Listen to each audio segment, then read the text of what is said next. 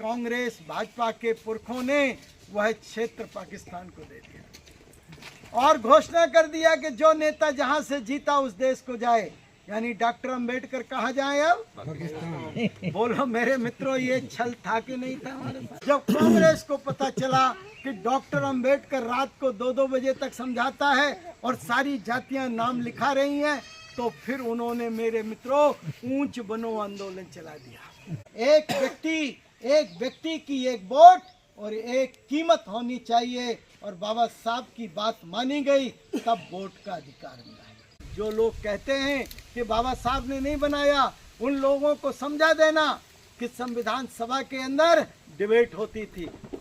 एक एक जो आज अनुच्छेद बना हुआ है, एक एक अनुच्छेद पर बहस होती थी। जिस संविधान के सदस्य को जो बोलना था बोलते थे। अंत में डॉक्टर बाबा साहब अम्बेडकर उसका उत्तर देकर सबको संतुष्ट कर देते थे। तब संविधान में वो अनुच्छेद लिखा जाता था। और काका कलेलकर आयोग बना, और मेरे मित्रों उसने 1955 में रिपोर्ट सौंपी। उस रिपोर्ट में उन्होंने बताया कि 2399 जातियां पिछड़ी हैं और 837 जातियां अति पिछड़ी हैं, और इनके विकास के लिए क्लास 1 की नौकरी में इन्हें 25% रिजर्वेशन मिलना चाहिए, क्लास 2 की नौकरी में 33.5% रिजर्वेशन मिलना चाहिए, क्लास 3 क्लास 4 में 40% मिलना चाहिए, और उद्योग तथा व्यवसाय में 70% रिजर्वेशन मिलना चाहिए। ये सिफारिश काका कलेलकर आयोग ने किया था। शूद्रों को शिक्षा नहीं देना है। जब शिक्षा पर प्रतिबंध था, और अगर शिक्षा लेने की बात हम सोचते तो उसमें सजा लिखी थी, शिवड़े रिपुतिपु पर पूर्णम। अगर हम चोरी चुपके भी ज्ञान की बातें सुनते थे तो कान में लोहा पिघला के शीशा डाला जाता था।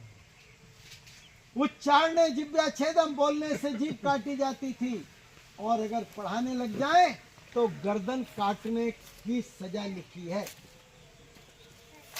तो मुझे बता दो, जब इतनी कड़ी सजा थी और एक कानून था, इनके पुरखों ने ही मेरे पुरखों पर बनाया था, तो मैं पूछना चाहता हूं मेरा कौन पढ़ा लिखा मिलेगा?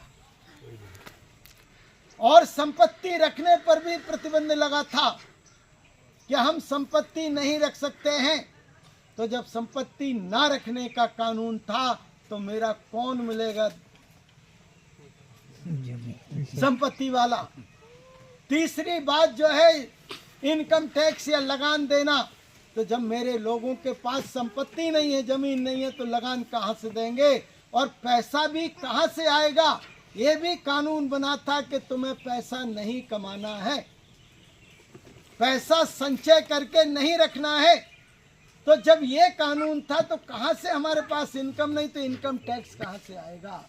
इसलिए कानून ये नहीं बनना चाहिए। कानून क्या बनना चाहिए? एक व्यक्ति की एक वोट और एक कीमत होनी चाहिए, और बाबा साहब की बात मानी गई, तब वोट का अधिकार मिला है। वोट का अधिकार किसने दिलाया? बाबा साहब ने। लेकिन जिंदाबाद करते हो तुम कांग्रेस की, बीजेपी की, आरजेडी की, और जो है राजद की। अब आपका कैसे भला, जदयू की, कैसे आपका कल्याण होने वाला है? कैसे भला होने वाला है? और बाबा साहब की तस्वीर बीच बीच में वो ले आते हैं, कभी भीम वार्ता की बात करेंगे।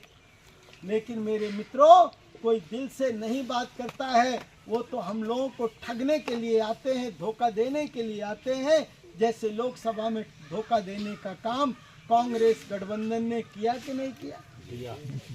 तो इन ठगों से मेरे मित्रों बचने की जरूरत है हमें। ये नकली अम्बेडकरवादियों से बचने की आवश्यकता है हमें।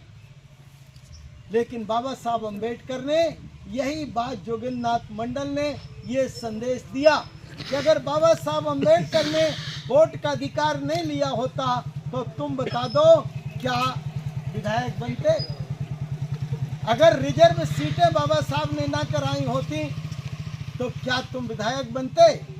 इसलिए मैं कहना चाहता हूं कि डॉक्टर अंबेडकर के पक्ष में वोट दिया जाए। और मेरे मित्रों, जिस दिन चुनाव का दिन आया उस दिन मेरे मित्रों हम पंजाब के चमारों का भी धन्यवाद करेंगे। जो उधर चमड़े का व्यापार करते थे बंगाल में, वो लोग भी जा जाकर मेरे मित्रों खड़े हो गए। अखबारों में था, एक दो तो नंगी तलवारें लेके खड़े होकर कहने लगे, अगर डॉक्टर अंबेडकर के पक्ष में अगर वोट डालने से किसी को किसी ने रोका तो शाम को क्या होगा सोच लेना। इधर तक भी मेरे मित्रों, उधर के पंजाब के चमारों ने भी ये काम किया। ये उस समय के अखबारों में पूरा छपा हुआ है, उस समय के अखबारों में ये बात छपी हुई है। तो साथियों, इस तरह से अंत में बाबा साहब अम्बेडकर जब रिजल्ट निकला तो आपको जानकर खुशी हो जाएगी कि इनके सबके सब षड्यंत्र फेल हुए और डॉक्टर बाबा साहब अम्बेडकर चुनाव जीत के आ गए।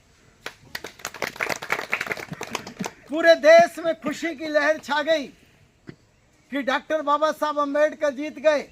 यहाँ तक तो छोड़ो मेरे मित्रों, जोगेंद्र नाथ मंडल जब बंगाल से उधर चले तो जिस रेलवे स्टेशन पर उतरते थे तो रेलवे स्टेशन में बाबू उनका जोगेंद्र नाथ मंडल का स्वागत करने के लिए कि इन्होंने बाबा साहब को जिता के भेजा है, तो उनका स्वागत करने के लिए रेलवे स्टेशन में 1000-500 लोग खड़े रहते थे। इतना जोश खरोश उत्साह उस समय था। और मेरे मित्रों, अंत में जब बाबा साहब अम्बेडकर चुनाव जीत के तो आ गए, उसके बाद एक लॉर्ड माउंटबेटन की रिपोर्ट आ गई। और लॉर्ड माउंटबेटन की रिपोर्ट ये आई कि भारत के 2 भाग होंगे, भारत का बंटवारा होगा, एक पाकिस्तान बनेगा, एक भारत रहेगा। और शर्त ये रखी गई कि जहां 50% से ज़्यादा मुस्लिम हैं वह क्षेत्र पाकिस्तान को जाएगा और उससे जो कम क्षेत्र है वह क्षेत्र भारत में रहेगा। बाबा साहब अम्बेडकर जिस खुलना, जैसौर, चटगांव से जीते थे, वहां पर मेरे मित्रों 50% से कम मुस्लिम था। तो बोलो, वो क्षेत्र भारत में रहना चाहिए कि पाकिस्तान को जाना चाहिए? भारत। लेकिन मेरे बंधुओं, उसमें भी इस कांग्रेस भाजपा के पुरखों ने वह क्षेत्र पाकिस्तान को दे दिया और घोषणा कर दिया कि जो नेता जहां से जीता उस देश को जाए। यानी डॉक्टर अंबेडकर कहाँ जाए अब? पाकिस्तान। बोलो मेरे मित्रों, ये छल था कि नहीं था हमारे साथ? ये ठगी हो रही थी कि नहीं हो रही थी? हमारे मसीहा को मेरे मित्रों पाकिस्तान भेज रहे थे। बाबा साहब ने तत्काल इस्तीफा दे दिया, बिगर विलंब किए इस्तीफा देकर सीधा लंदन संपर्क साधे। भाई, मेरे साथ ये धोखा हुआ है। तब उन लोगों ने कहा कि हम देश को जब तक आज़ाद नहीं करेंगे तब तक डॉक्टर अंबेडकर के साथ में न्याय नहीं करोगे। या तो जो क्षेत्र से डॉक्टर अंबेडकर जीते थे वो क्षेत्र वापस करो, अपने भारत में लो, या तो अपने किसी प्रतिनिधि को इस्तीफा दिलाओ, डॉक्टर अंबेडकर को उधर से चुनाव लड़ाओ। जब तक डॉक्टर अंबेडकर जीत के संविधान सभा में नहीं जाएंगे तब तक ये देश की चाबी हम देने वाले नहीं।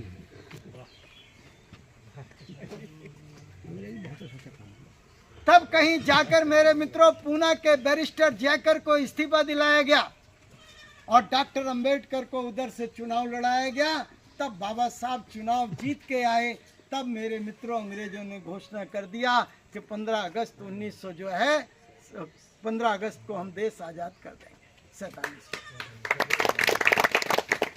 हम जाएंगे। सत्ता का हस्तांतरण हुआ है। सत्ता का क्या हुआ है? हस्तांतरण हुआ है। तो साथियों, सत्ता का हस्तांतरण हुआ और उसके बाद में फिर संविधान सभा बन गई। और संविधान सभा में मेरे मित्रों फिर ये तब भी नहीं चाहते थे कि बाबा साहब ड्राफ्टिंग कमेटी के चेयरमैन बने। तो फिर ये कांग्रेस बीजेपी के पुरखे मेरे मित्रों संपर्क साधने लगे विदेश से और कहने लगे कि हमारे देश के संविधान का प्रारूप बना दो, संविधान बना दो। और जब ये अमेरिका और लंदन, जर्मनी से कहे तो बाबा साहब अम्बेडकर मेरे मित्रों पूरी दुनिया में अमेरिका के अंदर जो डीएससी की डिग्री होती है, जो 8 साल में पूरी की जाती है, बाबा साहब अम्बेडकर ने 2.5 साल में पूरी करके अपनी विद्वता का परचम पूरी दुनिया में पहले ही फहराया। सब जानते थे कि डॉक्टर बाबा साहब अम्बेडकर तो इतने विद्वान हैं और इसीलिए उन लोगों ने कहा इन लोगों को कहा, बीजेपी कांग्रेस के पुरखों को, कि कहा तुम दूसरे देशों में ढूंढ रहे हो। भाई तुम्हारे देश में खुद एक सूर्य बैठा हुआ है, तुम्हारे देश में एक सूर्य बैठा है जो भारत का तो संविधान छोड़ो, पूरी दुनिया का संविधान लिखने की क्षमता रखता है। कौन? जाओ डॉक्टर भीमराव अंबेडकर के पास में। तब मेरे मित्रों दूसरों के सलाह देने पर ये बाबा साहब पर गए और बोले, डॉक्टर बाबा साहब अंबेडकर आप हमारी जो है सरकार में शामिल हो जाओ, कानून मंत्री बन जाओ और भारत का संविधान लिखो। तो बाबा साहब कहते हैं कि फिर मुझे लगा कि मुझे जब लोगों की सेवा करने का, इस देश की सेवा करने का और देश के दबे कुचले शोषित पीड़ित लाचार मजलूमों को मानवीय अधिकार दिलाने का अवसर मिल रहा है, तो मुझे इस अवसर को खोना नहीं चाहिए। इसलिए मैंने स्वीकृति दे दी। और फिर मेरे मित्रों, ये कोई जो लोग कहते हैं कि बाबा साहब ने नहीं बनाया, उन लोगों को समझा देना कि संविधान सभा के अंदर डिबेट होती थी। एक एक जो आज अनुच्छेद बना हुआ है, एक एक अनुच्छेद पर बहस होती थी। जिस जिस संविधान के सदस्य को जो जो बोलना था बोलते थे। अंत में डॉक्टर बाबा साहब अम्बेडकर उसका उत्तर देकर सबको संतुष्ट कर देते थे। तब संविधान में वो अनुच्छेद लिखा जाता था। इसलिए भारत के संविधान के हर अनुच्छेद में डॉक्टर बाबा साहब अम्बेडकर का प्रभाव है। इसलिए डॉक्टर बाबा साहब अम्बेडकर, मेरे मित्रों, राजेंद्र बाबू राष्ट्रपति तो यहीं के थे कि नहीं? तो राजेंद्र बाबू ही तो संविधान सभा के अध्यक्ष थे। और उन्होंने अपनी अध्यक्षीय भाषण में बोला है, कि डॉक्टर भीमराव अंबेडकर, जो मैं इधर अध्यक्ष की कुर्सी से बैठ के देख रहा था, तो डॉक्टर अंबेडकर ने पूरी जो मेहनत करके इस संविधान को प्रारूप बनाने का काम किया है, इसलिए डॉक्टर अंबेडकर को ही इस संविधान को बनाने का पूरा श्रेय जाता है।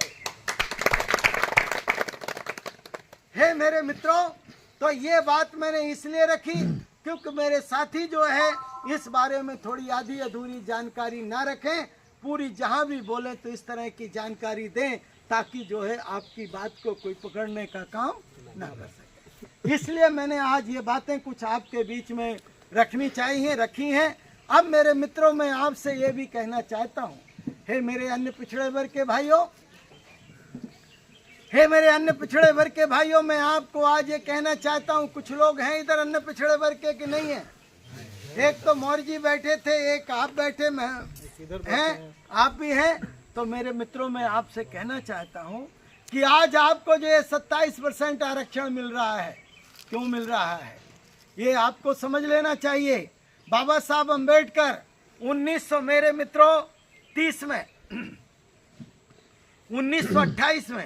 1928 में जब इस देश के अंदर, मेरे मित्रों, लॉर्ड लोथियन आया था। लॉर्ड लोथियन आयोग इस बात की गिनती कर रहा था कि देश में इस किस्म की कितनी जातियां हैं जो डॉक्टर बाबा साहब अम्बेडकर बता रहे हैं। उस समय बाबा साहब अम्बेडकर आप लोगों की समझाने का काम करते थे। रात के 2-2 बजे तक बाबा साहब अम्बेडकर जिस जिले में जाते थे, क्योंकि बाबा साहब अम्बेडकर उस आयोग के सदस्य थे, तो बाबा साहब सदस्य थे, इसलिए बाबा साहब उस आयोग के साथ जाते थे। और जिस जिले में जाते थे तो लॉर्ड लोथियन को खाना पीना खिला पिला के सर्किट हाउस में सुला देते थे। और सुलाने के बाद में तो डॉक्टर बाबा साहब अम्बेडकर उस जिले के हर जाति के मुखियों से मिलते थे और मुखियों को जाकर बोलते थे कि भाई मैं कल जाकर कलेक्टर कार्यालय में उस अंग्रेज के साथ में बैठूंगा, उधर तो कुछ नहीं बता पाऊंगा, लेकिन ये लड़ाई आज अधिकारों की लड़ाई है। काहे की लड़ाई है? अधिकारों की लड़ाई है। अगर आप अपनी जातियों का नाम लिखवा दोगे तो ये आपकी जाति को भी अधिकार मिलना चालू हो जाएंगे। और जब ये काम लोगों ने सुना तो मेरे मित्रों, कुर्मी भी अपनी जाति लिखाने लगा, अहीर भी जाति लिखाने लगा, और जो है नुनिया भी लिखाने लगा, तो साहबी लिखाने लगा। मेरे मित्रों, सारी की सारी जो आज पिछड़ा अति पिछड़ी जाति कहलाती हैं, वो सब लोग जब नाम लिखाने लग गए तो मेरे मित्रों, इस बात का पता जब कांग्रेस को पता चला कि डॉक्टर अंबेडकर रात को 2-2 बजे तक समझाता है और सारी जातियां नाम लिखा रही हैं, तो फिर उन्होंने मेरे मित्रों ऊंच बनो आंदोलन चला दिया। क्या आंदोलन चला दिया? ओ कुर्मियों के पास गए, क्यों भाई तुम तो कुर्मी भैया, तुम्हारे हाथ का छुआ तो हम पानी भी पी लेते हैं, तुम कैसा कर रहे हैं? डॉक्टर अंबेडकर तो नीच जात का है, तुम्हें नीच बना रहा है, डॉक्टर अंबेडकर की जात में जाओगे क्या? अरे नहीं नहीं नहीं जाना, तो चलो छोड़ो। तो नाम लिखा दिया? बोले हाँ लिखा दिया। अरे जाओ कटवाओ, और जाकर पूरे जिधर दूर दूर तक तुम्हारे रिश्तेदार हैं सबको बताओ कि नाम कटवाओ। नाम डॉक्टर अंबेडकर के चक्कर में मत फंसना मेरे मित्रों। इसी तरह से साय का, इसी तरह से नोनिया का, इसी तरह से धोबी का, इसी तरह से कुम्हार का, इसी तरह लोहार का, सुनार का, सारी जातियां लोधी, कुर्मी, काची, तेली, तमोली, नाई, धोबी, ढीमर, बड़ई, लोहार, सुनार, कुम्हार, गुजर, धाकड़, अहीर, गडरिया, ऐसी जो मेरे मित्रों 3743 जातियां हैं, उन सबको भड़काने का काम कर दिया। अब उनने भड़क गए, तो जो लोग भड़क गए उनकी जातियां उस लिस्ट में नहीं आई। लेकिन जो नहीं भड़के, जैसे जो शेड्यूल कास्ट में आज जाती हैं चमार, जिनने मान लिया नहीं नहीं डॉक्टर अंबेडकर तो ठीक कह रहे हैं, उनके नाम जुड़ गए। धोबी, उनने नाम जुड़ गए बिहार में, धोबी का नाम उत्तर प्रदेश में जुड़ गया, मध्य प्रदेश के 8 जिले में जुड़ गया, यानी जहां जहां नाइयों ने स्वीकार कर लिया नाई के जुड़ गया। मेरे मित्रों, जहां उनने स्वीकार किया उधर जुड़ गए, और जिधर उन्होंने भड़क गए कि नहीं डॉक्टर अंबेडकर तो नहीं, जैसे अभी कह देते हैं अरे कहाँ जा रहे हैं? बहुजन समाज पार्टी, चमारों की पार्टी, अब फौरन बिचक जाता है, अरे भैया भटो। तो अपना सत्यानाश करने के लिए मेरे मित्रों ये आपका किया, और उनने अपने हित के लिए ये काम किया, क्योंकि उनको लगा कि अगर ये सब इकट्ठे हो गए तो हम तो फिर क्या बचेगा? अंग्रेज तो सरकार इनको दे के चले जाएंगे, राज पार्टी ने दे जाएंगे, फिर हम तो चुटकी भर लोग हैं। पूंजीपति धन्ना सेठ तो इतने से हैं क्यों भाई, है कि नहीं है? तो वही उनको लगा कि फिर तो हम इतने ही बचेंगे, इतने तो डॉक्टर अंबेडकर के साथ हो जाएंगे, तो फिर तो सब गड़बड़ हो जाएगा। तो उनने भड़काया, जो भड़क गए उनका नाम मेरे मित्रों उस लिस्ट में नहीं आ सका, और जिनका नाम जिनने मान लिया था उनका नाम शेड्यूल का मतलब क्या होता है? लिस्ट है। हिंदी अंग्रेजी में शेड्यूल कहा जाता है, हिंदी में क्या होता है? लिस्ट। उसमें आने वाली जातियां, समझ गए कि नहीं? अगर और जुड़ जाती हैं, आप भी स्वीकार कर लेते हो तो उसी दिन जुड़ जाती हैं। लेकिन मेरे मित्रों उस दिन जब नहीं जुड़ी तो उसका क्या दुष्प्रचार हो, उसका क्या नुकसान हो गया कि मेरे मित्रों उन लोगों ने आपको पक्ष में तो कर लिया, लेकिन आपके साथ दुर्व्यवहार बराबर रहा कि नहीं रहा? और साथियों, इसके बाद जब बाबा साहब अंबेडकर संविधान लिखने के लिए बैठे तो बाबा साहब ने कहा कि आज मेरी कलम में ताकत है। आज क्या है? आज मेरी कलम में ताकत है। आज मैं जिनके बारे में जो लिख दूंगा वो हो जाएगा। अब मुझे इनसे लोधी, कुर्मी, काची, तेली, तमोली, नाई, धोबी, ढीमर, बड़ई, लोहार, सुनार, कुम्हार, गुजर, धाकड़, अहीर, गडरिया से पूछने की जरूरत नहीं है। अब इनकी सहमति की जरूरत अब मैं अध्यक्ष हूँ इस समय उसका ड्राफ्टिंग कमेटी का, तो बाबा साहब ने आर्टिकल 340 लिखे। जब लिखना चालू किया तो मेरे मित्रों नेहरू जी विरोध में खड़े हो गए। कौन खड़े हो गए? और भारतीय जनता पार्टी का जो मेरे मित्रों नेता है वो खड़ा हो गया। उस समय संविधान सभा में था श्यामा प्रसाद मुखर्जी। क्या नाम था? ये श्यामा प्रसाद मुखर्जी मेरे मित्रों जनसंघ आरएसएस के लोग थे। तो वो लोग दोनों खड़े होकर बोले, डॉक्टर अंबेडकर आपने शेड्यूल कास्ट आदिवासी के लिए लिख दिया, अब ये पिछड़ा वर्ग कहाँ से ले आए? ये नहीं लिख सकते। बाबा साहब अंबेडकर ने कह दिया कि अगर मैं पिछड़ा वर्ग के बारे में ना लिख सका तो मैं संविधान नहीं लिखूंगा, मैं जा रहा हूं घर, इस्तीफा घर से भेज दूंगा। और बाबा साहब संविधान सभा छोड़ के चले गए। 3 दिन तक बाबा साहब अंबेडकर संविधान सभा में नहीं आए। अंत में सरदार पटेल खुद बाबा साहब के घर गए और डॉक्टर बाबा साहब अम्बेडकर से पूछते हैं, डॉक्टर अम्बेडकर आप संविधान सभा में नहीं आ रहे हैं? बोले हाँ, मुझे पता चला है कि आप भी विरोध कर रहे थे, मुंशी जी बता रहे थे। एक मुंशी जी वो थे उसमें सदस्य, तो उनका नाम लिया कि वो कह रहे थे कि आप भी विरोध कर रहे, सरदार पटेल भी विरोध कर रहे हैं। तो वो पूछते हैं सरदार पटेल कि ये पिछड़ा वर्ग आखिर है क्या? बाबा साहब ने कहा कि यही तो लिख रहा हूं,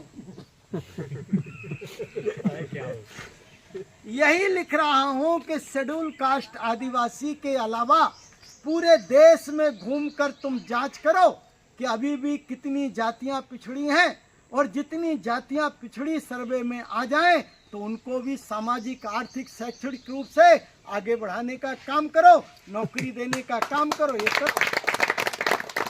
इसमें कोई शेड्यूल कास्ट आदिवासी का अधिकार कहीं नहीं मारा जा रहा है, इससे हटके तुम जांच करो। मैं यही तो लिख रहा हूँ और लिख क्या रहा हूँ। बाबा साहब ये बोलते हुए अपना इस्तीफा हाथ में ले रखे थे, जेब में निकाल के दे दिए, लो मेरा इस्तीफा, स्वीकार कर लेना और किसी और को बना लेना। अंत में सरदार पटेल क्या बोलते हैं, डॉक्टर अंबेडकर मैं किसान हूँ और बीज देख के पहचानता हूँ कि कौन सा बीज उपजाऊ है। मैं जानता हूँ डॉक्टर अंबेडकर इस भारत देश के संविधान को डॉक्टर अंबेडकर के अलावा कोई स्वरूप नहीं दे सकता है, इसलिए चलिए और लिखिए। हे मेरे मित्रों, मेरे पिछड़े वर्ग के भाइयों, अन्य पिछड़े वर्ग के भाइयों, आप समझ जाओ, डॉक्टर बाबा साहब अंबेडकर अगर नहीं होते और आपके लिए अगर ये नहीं लड़ते तो आप जो पिछड़ा वर्ग डॉक्टर बाबा साहब अंबेडकर को नहीं मानता है उसको ये बातें पता नहीं है, इसलिए नहीं मानता है।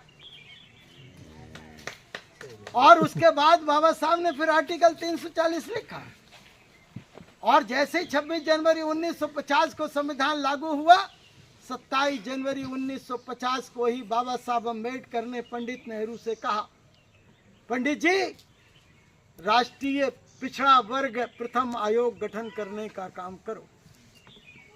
उन्होंने हीला हवाली किया, ठीक है डॉक्टर अंबेडकर करेंगे करेंगे ये सब कहने लग गए।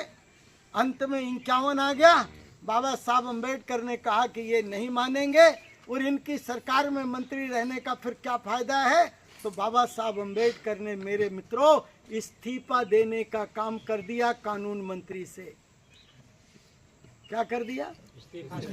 और बाहर आकर एक पंजाब राव देशमुख कुर्मी जाति का था, वो पंजाब राव देशमुख को एक संस्था बनाई और संस्था बनाकर पंजाब राव देशमुख को उसका अध्यक्ष बनाया। बाबा साहब अंबेडकर उसके सलाहकार बने और बाहर से आंदोलन चालू कर दिया। बाबा साहब ने बाहर से आंदोलन चालू कर दिया।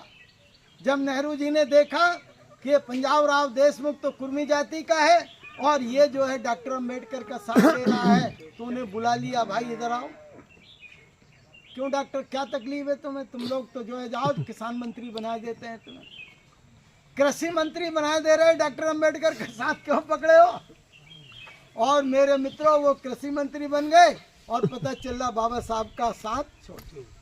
अब बाबा साहब ने सर ठोक लिया, बताओ मैं, तो फिर बोला ठीक है अब मैं खुद लड़ूंगा। बाबा साहब फिर संघर्ष करते रहे। उसका नतीजा बाबा साहब के संघर्ष का ये निकला कि 1953 में कांग्रेस को राष्ट्रीय प्रथम पिछड़ा वर्ग आयोग का गठन करना पड़ा, जिसका नाम काका कलेलकर आयोग है। क्या नाम है जिसका? और काका कलेलकर आयोग बना। और मेरे मित्रों उसने 1955 में रिपोर्ट सौंपी। उस रिपोर्ट में उन्होंने बताया कि 2399 जातियां पिछड़ी हैं और 837 जातियां अति पिछड़ी हैं, और इनके विकास के लिए क्लास 1 की नौकरी में इन्हें 25% रिजर्वेशन मिलना चाहिए, क्लास 2 की नौकरी में 33.5% रिजर्वेशन मिलना चाहिए, क्लास 3 क्लास 4 में 40% मिलना चाहिए, और उद्योग तथा व्यवसाय में 70% रिजर्वेशन मिलना चाहिए। ये सिफारिश काका कलेलकर आयोग ने किया था। लेकिन हे मेरे कांग्रेस भाजपा के प्रेमियों, पिछड़े वर्ग के कंधे पे ढो रहे हो जबरदस्ती, उसने बोलो लागू किया? नहीं। बोलो लागू किया क्या? नहीं किया। लागू नहीं हुआ, रद्दी की टोकरी में फेंक दिया। सड़ती गलती रही वो रिपोर्ट। हम लोगों का बदनसीब ये हुआ कि 6 दिसंबर 1956 में बाबा साहब दुनिया छोड़ के चले गए। अब एक लड़ने वाला जो लड़ रहा था वो भी दुनिया छोड़ के चला गया। कांग्रेस बीजेपी के पुरखों के मौज आ गए। मौज आ गए कि नहीं आ गए कि एक लड़ता था वो भी गया। मौज आ गए। अब जब मौज आ गए मेरे मित्रों तो उन्होंने 21 साल तक उसको लागू नहीं किया। मेरे पिछड़े वर्ग के भाइयों, ये बताओ कि कांग्रेस गठबंधन भाजपा गठबंधन कहां तुम्हारा हितैषी है? अंत में मेरे मित्रों 1977 में एक चुनाव हुआ और हल्दर किसान वाली जनता पार्टी बनी। और हल्दर किसान वाली जनता पार्टी ने ये अपने घोषणा पत्र में लिखा कि अगर हमारी सरकार बनेगी तो हम काका कलेलकर आयोग की रिपोर्ट को लागू करेंगे। अंत में हल्दर किसान वाली जनता पार्टी जीत गई। मोरारजी देसाई प्रधानमंत्री बन गए। मोरारजी देसाई के पास जब गए पिछड़े वर्ग के नेता, भाई ये काका कलेलकर की आयोग रिपोर्ट लागू करो, तो बोले उन्नो भी, वो नेहरू का चेला था, नेहरू का चेला, इंदिरा का चेला। तो उन्होंने भी टरका दिया, बोले 21 साल पुरानी हो गई है, अब नया आयोग बिठालते, नई रिपोर्ट जो आएगी उसके मुताबिक लागू करेंगे। अब ये असामयिक हो गई है।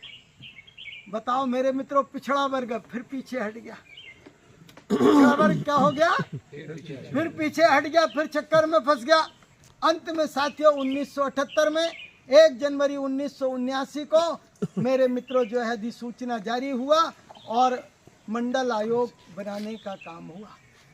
राष्ट्रीय द्वितीय पिछड़ा वर्ग आयोग का मेरे मित्रों गठन फिर 1 जनवरी 1979 को, जिसके अध्यक्ष बिंदेश्वरी प्रसाद मंडल हुए, जो इसी बिहार के थे, मधेपुरा के रहने वाले थे। और फिर उन्होंने 2 साल घूम घूम कर पूरे देश के जिलों में घूमे और फिर उन्होंने जो है 80 में रिपोर्ट दिया। 31 दिसंबर 1980 को रिपोर्ट सौंपी और उसमें कहा कि 3743 जातियां पिछड़ी हैं और मेरे मित्रों उनके विकास के लिए 40 पॉइंट दिए और 40 पॉइंट देने के बाद ये कहा कि इनको जिंदगी के हर पहलू में आगे बढ़ाने के लिए ये जो उन्होंने बिंदुवार दिया। उन्होंने ये भी कहा है कि जहाँ जहाँ पर ये घनी बस्तियाँ हैं उस जगह पर आवासीय विद्यालय बनाए जाएं। प्रतियोगी परीक्षा में अगर कोई ओबीसी का लड़का अगर ज़्यादा नंबरों से पास होता है सामान्य से, तो उसको जो है अलग से सामान्य वर्ग का दर्जा दिया जाए, उसको पिछड़े वर्ग की सीट में ना रखा जाए। इस तरह के मेरे मित्रों इतने बिंदु दिए हुए हैं कि आपका अगर वो लागू हो जाए तो आज तक तो मेरे मित्रों आप कई गुना आगे बढ़ चुके होते हैं। लेकिन मेरे मित्रों उसके बाद में फिर लागू नहीं हुआ। ये तो उनने सिफारिश कर दी। सिफारिश करने के बाद में फिर से चुनाव जब हुआ तो इंदिरा गांधी फिर प्रधानमंत्री बन गई। अब जिसने काका कलेलकर आयोग की रिपोर्ट नहीं लागू किया, क्या इंदिरा करेगी? नहीं, उसी का चला था ना। फिर मेरे मित्रों फिर डाल दी उसने रद्दी की टोकरी में। 84 में इंदिरा का मर्डर हो गया, नया चुनाव हुआ तो मेरे मित्रों 411 विधायक बन के उसका बेटा राजीव गांधी प्रधानमंत्री बन गया। अब राजीव गांधी जब प्रधानमंत्री बना तो लोगों ने कहा भाई राजीव गांधी इसको लागू करो, तो बोले चलो चलो करेंगे, अभी बैठते हैं। और 85 में मेरे मित्रों उनकी कैबिनेट की मीटिंग हुई और 85 की कैबिनेट की मीटिंग में क्या हुआ? 85 की कैबिनेट की मीटिंग ने ये निर्णय ले लिया कि ये मंडल आयोग की रिपोर्ट को लागू नहीं करना है, इसको भी काका कलेलकर आयोग की रिपोर्ट की तरह रद्दी की टोकरी में फेंकना है। 85 में मेरे मित्रों ये घोषणा कर दिया गया। भारत का कोई नेता इसके विरोध में नहीं बोला। जब 1984 में 14 अप्रैल 1984 को बहुजन समाज पार्टी नीला झंडा हाथी निशान मान्यवर काशीराम साहब ने बना लिया था, और जब मान्यवर साहब काशीराम जी ने देखा कि ये तो भाई मंडल आयोग की रिपोर्ट इसने रद्दी की टोकरी में फेंक दिया, तब मान्यवर साहब ने मेरे मित्रों उसका विरोध किया। और विरोध करके क्या बोले कि मंडल आयोग की रिपोर्ट को लागू किया जाना चाहिए, क्योंकि पिछड़े वर्ग के ऊपर सबसे पहले संविधान निर्माताओं ने विचार कर चुके हैं। नंबर दूसरा, काका कलेलकर आयोग रिपोर्ट, काका कलेलकर आयोग भी विचार कर चुकी है। तीसरा जो है, द्वितीय पिछड़ा वर्ग आयोग भी इसके लिए सिफारिश किया है। नंबर चौथा, मुख्यमंत्रियों की मीटिंग हो चुकी है। पांचवा, तुमने सचिव से भी कर लिया है। फिर इसको रद्दी की टोकरी में फेंकने का तुम कैसे निर्णय ले सकते हो? अगर तुम नहीं मानते हो तो इस लड़ाई को बहुजन समाज पार्टी लड़ने का काम करेगी। और मेरे मित्रों, 10-11 अगस्त को माननीय काशीराम साहब ने दिल्ली के मावलंकर हाल में देश भर के 500 कार्यकर्ताओं को बुलाया और मैं वो सौभाग्यशाली व्यक्ति हूँ कि मुझे भी उसमें मिल जाने का अवसर था। और मान्यवर साहब ने मेरे मित्र पूरे आरक्षण के ऊपर छत्रपति साहू जी महाराज या महात्मा ज्योतिराव फूले से लेकर पूरा आरक्षण का बताने का काम किया और करते करते मंडल आयोग पर आए और फिर बताया कि राजीव गांधी कांग्रेस की सरकार ने इसको रद्दी की टोकरी में फेंकने का निर्णय लिया है। भाजपा ने भी इसको जो है समर्थन किया है, लेकिन काशीराम, मायावती, बहुजन समाज पार्टी, नीला झंडा हाथी निशान ने मंडल आयोग लागू करने का निर्णय लिया है, लागू करवाने का निर्णय। और इसके लिए मैं संघर्ष छेड़ने वाला हूं। आप लोगों ने साथ देना है। सबने कहा साहब साहब आपका आदेश चाहिए।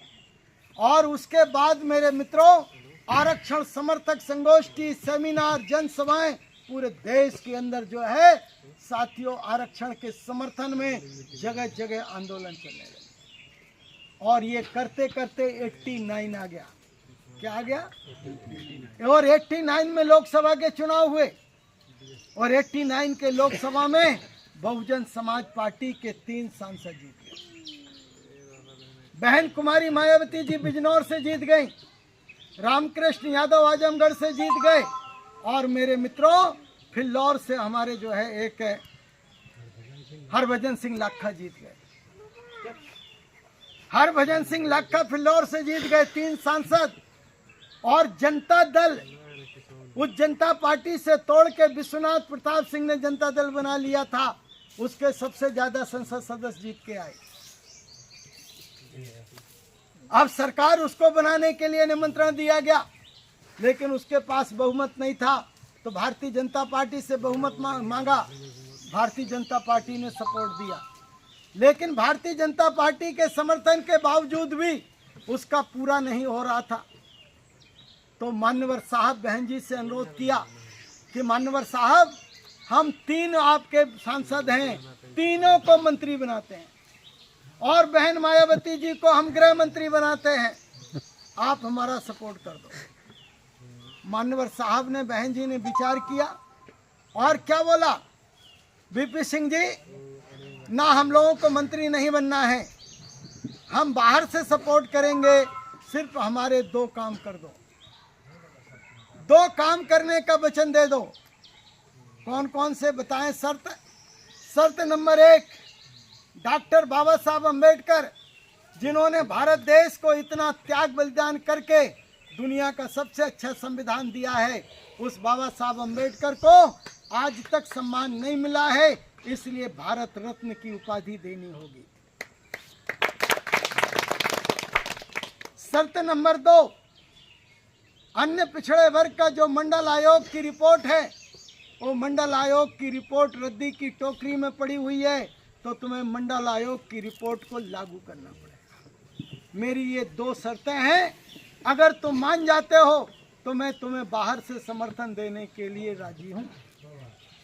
और मेरे मित्रों, उन्होंने स्वीकार कर लिया और अंत में जाकर ये हुआ कि 90 आ गया, लेकिन मेरे मित्रों बीपी सिंह अपने वादे को पूरा नहीं कर रहा था, तो मान्यवर साहब ने थोड़ा सा आंदोलन तेज किया, तो साथियों फिर मार्च में बाबा साहब अम्बेडकर को भारत रत्न उसने घोषित कर दिया। अब दूसरी शर्त बची, तो दूसरी शर्त भी पूरा नहीं कर रहा था, तो मान्यवर साहब ने फिर आंदोलन तेज किया और मेरे मित्रों, दिल्ली के बोट क्लब पर जब पार्लियामेंट का सत्र चल रहा था, तब मानवर काशीराम साहब ने पहले तो जेल भरो आंदोलन, जनसभाएं बहुत तेरा करके, और लास्ट में 44 दिन का, कितने दिन का, 44 दिन का अनवरत धरना रख दिया। दिल्ली के बोट क्लब पर अनवरत धरना, और नारा क्या था?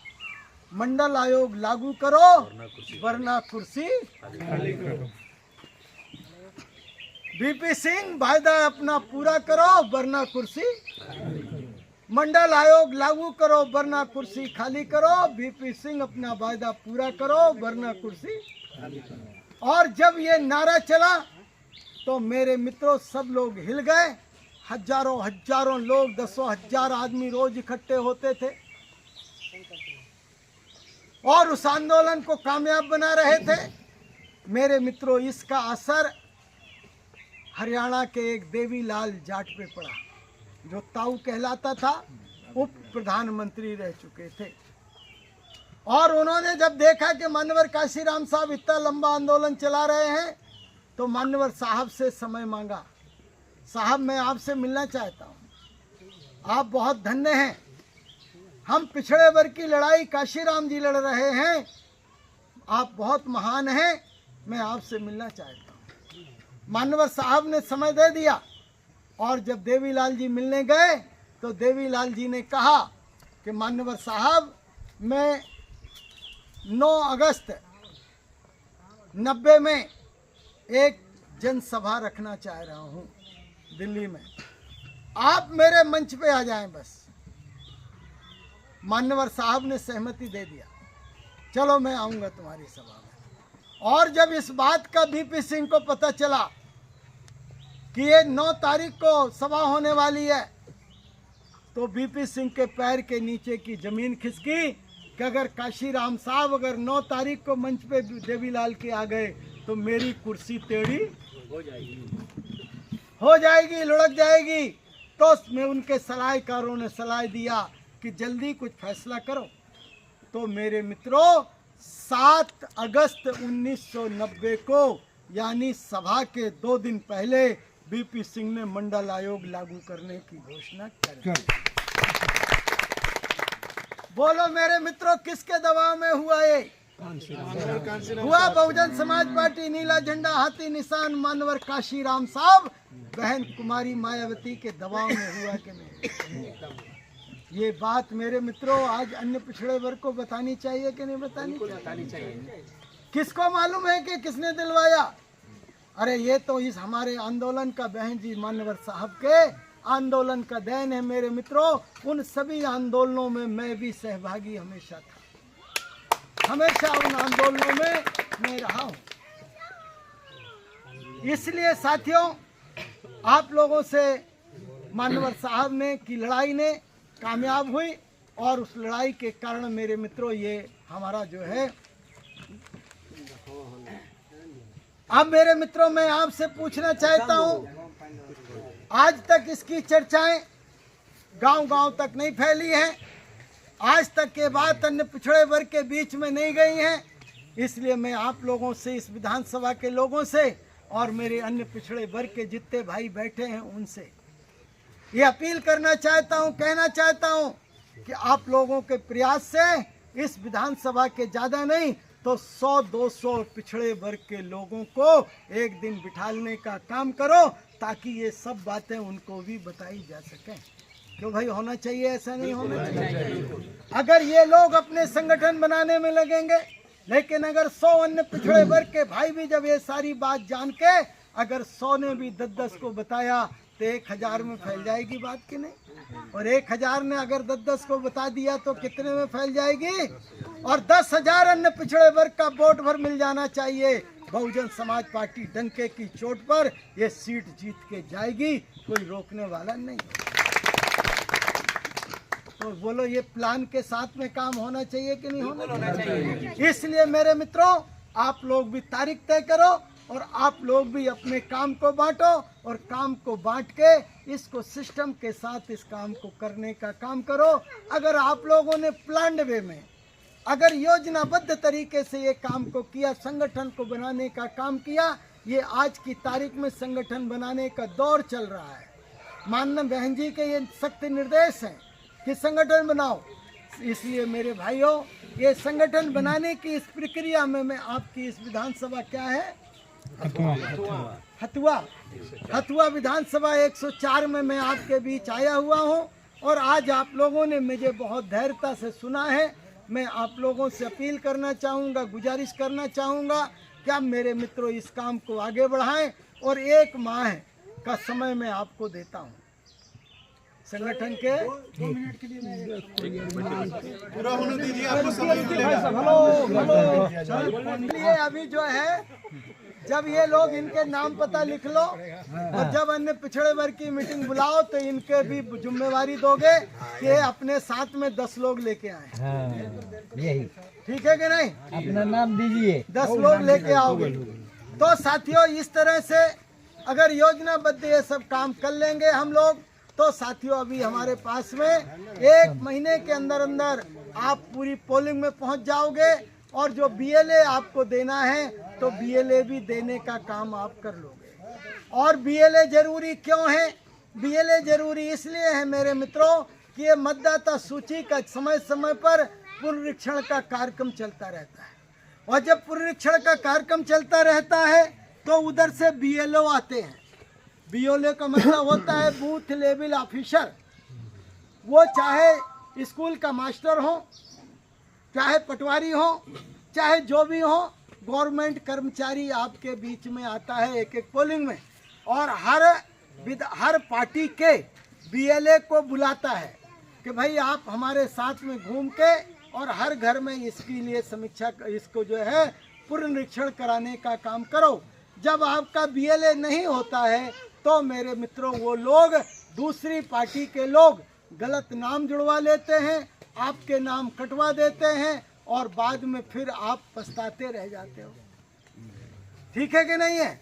लेकिन जब बीएलए एक एक घर में जाएगा, एक एक गांव में जाएगा, घर के एक एक गांव के एक एक घर में जाएगा तो एक एक घर के मतदाता को पहचानने का काम करेगा कि नहीं करेगा।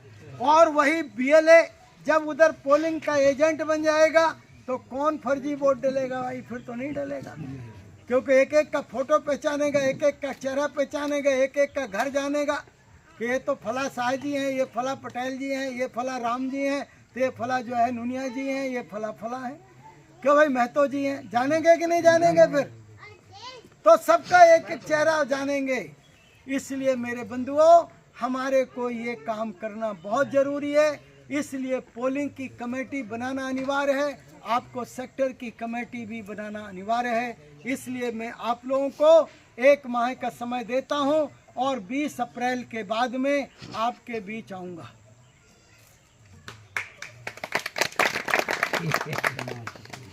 संगठन के पदाधिकारियों, ठीक है भाई? ठीक है, बिल्कुल।